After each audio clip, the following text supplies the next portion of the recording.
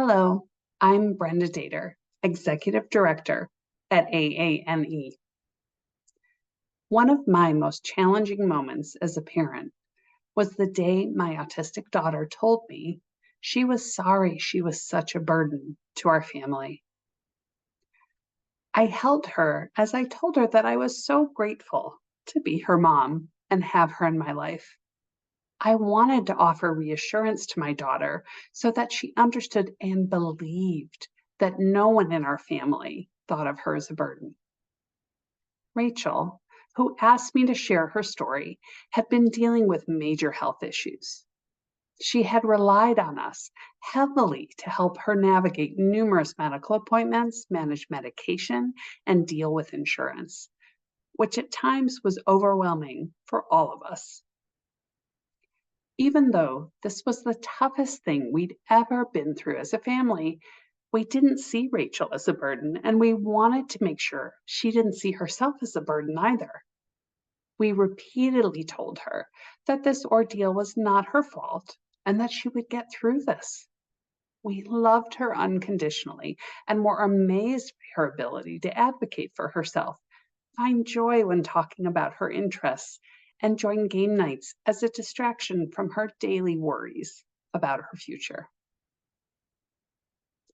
When Rachel and I were able to talk through why she saw herself as a burden, she shared the long history of feeling like she couldn't live up to her own and others' expectations.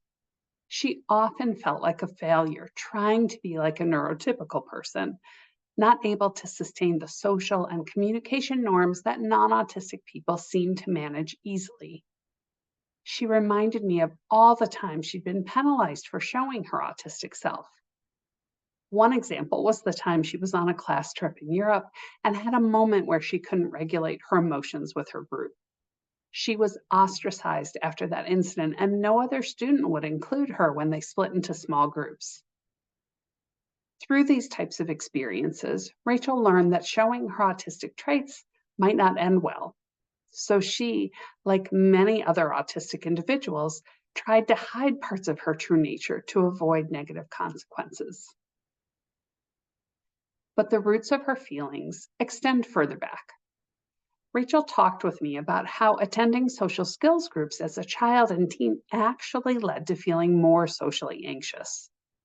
She said that she felt like she was always being told what she was doing wrong.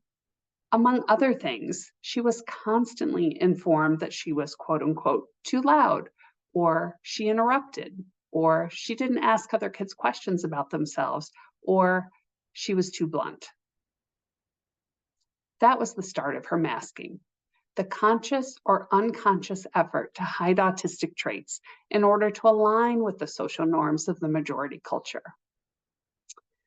Rachel learned early and often that her style of communication needed to be changed in order to blend in and not make others uncomfortable. And she continued to receive these messages throughout high school and college, tamping down her excitement so as not to overtake conversations, or sitting still during class instead of pacing at the back of the room so she wouldn't disturb other students. These and countless other examples made her feel like she needed to hide her true self because it wasn't acceptable to be authentically autistic in these places. One of the most harmful aspects of masking that I see is the damage it does to a person's sense of self. Being told over and over again that you need to be different in order to be accepted is detrimental to developing a healthy and positive understanding of oneself. All of us, regardless of neurotype, can have goals and want to improve in different aspects of our lives.